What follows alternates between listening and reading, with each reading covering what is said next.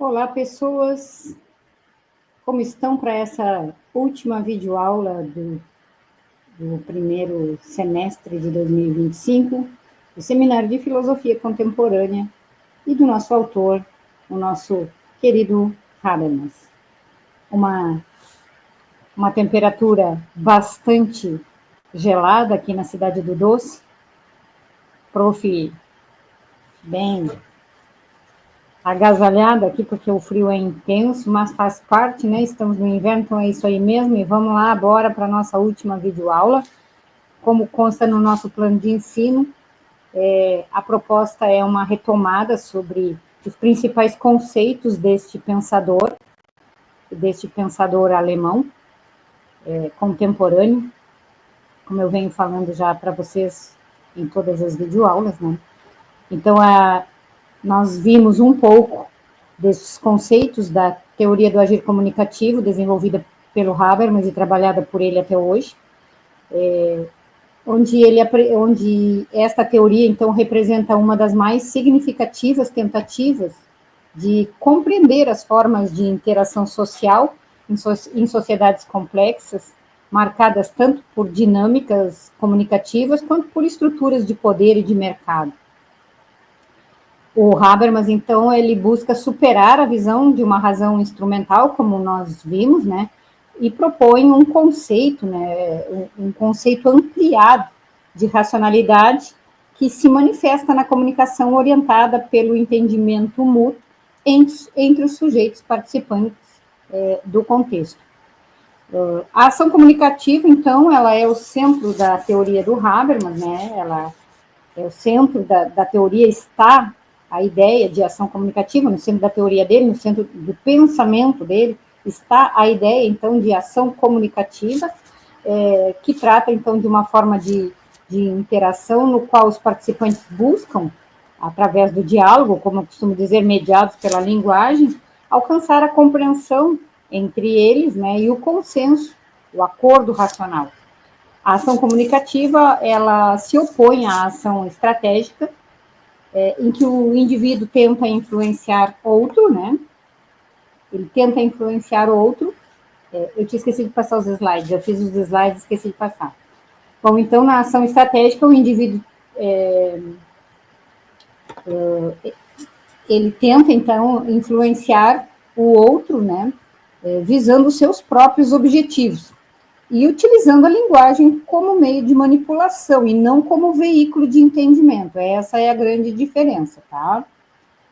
Depois o Habermas também vai trabalhar conosco o conceito de mundo da vida, tá? Que é o Lebenswelt, em alemão, mundo da vida, que é fundamental, tá? E é o conceito, assim, é um termo, né, que designa o conjunto de tradições culturais, de valores, de normas, de saberes que formam o pano de fundo, né, compartilhado das interações do dia a dia, dessas interações cotidianas nossas, né? E é no mundo da vida que os indivíduos, tá, se ancoram para compreender, então, os outros, uns aos outros, e atribuir sentido a estas ações, às suas ações.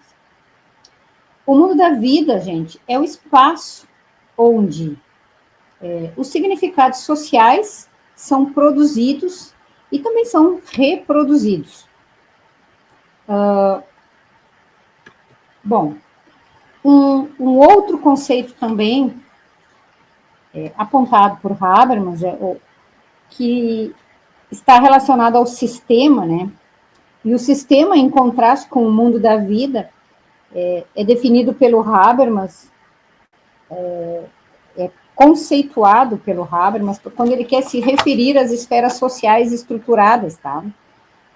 Por mecanismos não comunicativos, como o dinheiro, o poder, principalmente o poder administrativo. Bom, o sistema opera com base em uma lógica instrumental e funcional também, e típica da economia, tá? E também da burocracia. Nas sociedades modernas, o sistema tende a se autonomizar e pode gerar tensões, então, quando se confronta com questões do mundo da vida, tá? Da sociedade.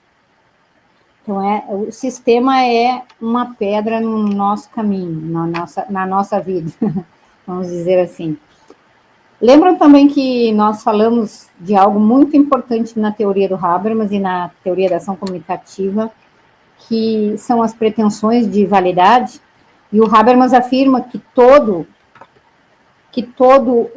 o ato comunicativo está vinculado a certas pretensões de validade, que são implicitamente levantadas quando alguém fala. E quais são, então, estas características que ele aponta e que nós já vimos? A verdade, a correção normativa e a veracidade destes atos de fala. A verdade, o enunciado corresponde aos fatos do mundo objetivo. A fala está em conformidade com as normas e os valores legítimos. O falante é sincero em sua intenção. Então, se eu perguntar para vocês, se eu apresentar para vocês um diálogo X, né, com as falas dos participantes, e eu perguntar se o falante é sincero naquilo que ele está colocando, vocês percebem essa sinceridade, eu vou estar falando, então, da veracidade dos atos de fala. Porque eu poderia perguntar, neste caso, estamos falando da correção normativa? E não seria, né? Seria da veracidade, quando se a pessoa está sendo verdadeira, sincera, nos atos de fala, no diálogo, na busca do entendimento mediado pela linguagem, eles estão usando da veracidade dos atos de fala, segundo a teoria do Habermas, tá? E essas pretensões, assim, podem ser problematizadas no diálogo, e a justificação racional é essencial para esse entendimento. Quanto à racionalidade comunicativa, a teoria do Habermas propõe, então, uma concepção de racionalidade comunicativa que vai além da racionalidade instrumental, voltada à eficácia. A racionalidade comunicativa, ela se manifesta no esforço dos participantes, tá? Em busca de um diálogo, ou para um diálogo capaz de chegar ao consenso com base na força do melhor argumento, tá? E não na coerção ou na manipulação das falas ou das pessoas envolvidas. Um outro conceito também da teoria e do pensamento do Habermas é relacionado ao discurso. E o discurso é uma forma especial de comunicação, de acordo com esse autor, né, na qual os interlocutores, eles deixam de lado, então, os interesses estratégicos e se dedicam à argumentação livre e igualitária, sem coerção. E no discurso, o objetivo é validar as pretensões de validade, as pretensões de verdade, de correção e de veracidade, com base, então, em razões que possam ser aceitas por todos. E aí nós chegamos, então, àquilo que é o objetivo do Habermas, que é o consenso. Tá? Bom, Habermas também apresenta para a gente, na teoria, na TAC 1, né, dele, TAC 1 e 2, na teoria do agente comunicativo, resumidamente falando, o conceito de esfera pública. Mas o que é essa esfera pública, tá? Essa esfera pública, então, é aquele espaço onde os cidadãos se reúnem para discutir questões de interesse comum, exercendo, então, a sua autonomia por meio do debate racional. E para o Habermas, a esfera pública é a condição, assim, necessária para uma democracia autêntica. Sem ela, não há uma democracia, não há o discurso, porque é na esfera pública que é o espaço onde os cidadãos, mediados linguisticamente, buscam o consenso sobre as suas questões, sobre os seus problemas da vida social, do seu mundo da vida. E, então, assim, para o Habermas, a esfera pública, então, é essa condição necessária para que a democracia ocorra, né, autenticamente, porque permite as decisões políticas, que as decisões políticas sejam fundamentadas no consenso e não no poder ou na mera negociação de interesses. Olha, tive o trabalho de botar meu avatarzinho aí, ó, para animar um pouco esses slidezinhos, esses conceitos aí. Bom, enfim, quando ele fala de colonização do mundo da vida, tá? Um dos principais alertas do Habermas é o risco, né, dessa colonização acontecer pelo sistema. E isso ocorre quando os mecanismos do dinheiro e do poder invadem os processos comunicativos e culturais. E é bem simples nesse sentido de nós fazermos esse link, né? Quando é que esse poder, que o dinheiro ou os mecanismos, né, do dinheiro ou do poder invadem os processos comunicativos e culturais? Na internet você vê isso aí, a fake news é um exemplo disso, tá? Bom, então isso enfraquece o entendimento mútuo dos sujeitos participantes do processo, isso enfraquece, tá? Esse entendimento, reduzindo então os cidadãos a meros consumidores ou administradores ou objetos instrumentalizados, tá? A colonização compromete, então, essa integridade do tecido social e as bases da solidariedade e da verdade dos fatos. Bom, então, a teoria do agir comunicativo oferece um modelo normativo para pensar a comunicação na sociedade contemporânea,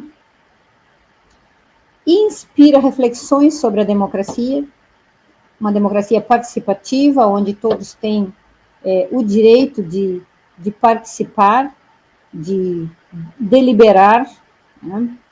Mesmo que seja através de seus representantes, mas é uma democracia com a participação dos envolvidos.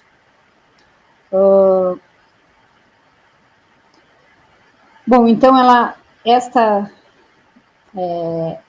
teoria do agir comunicativo do Habermas, né, então ela propõe, então, inspira reflexões sobre a democracia, sobre a ética, sobre as formas de resistência, as distorções do entendimento geradas, então, pelos sistemas despersonalizados.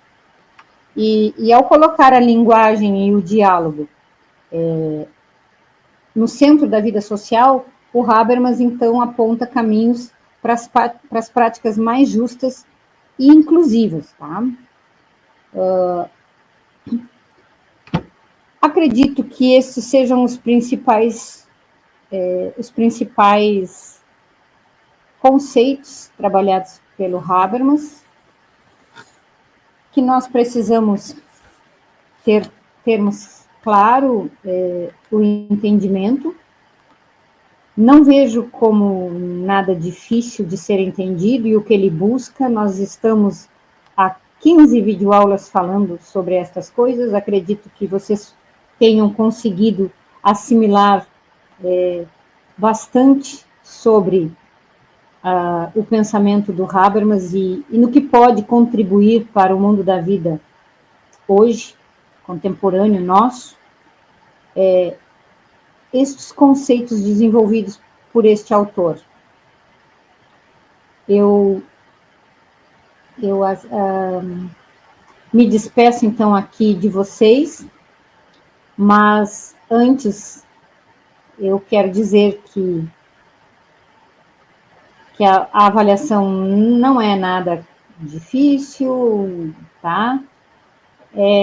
Eu não elaborei ainda, embora já esteja com algumas ideias, mas é provável que tenhamos questões dissertativas e as outras objetivas relacionadas a esses conceitos, a este autor, a este pensamento, a esta teoria, tá?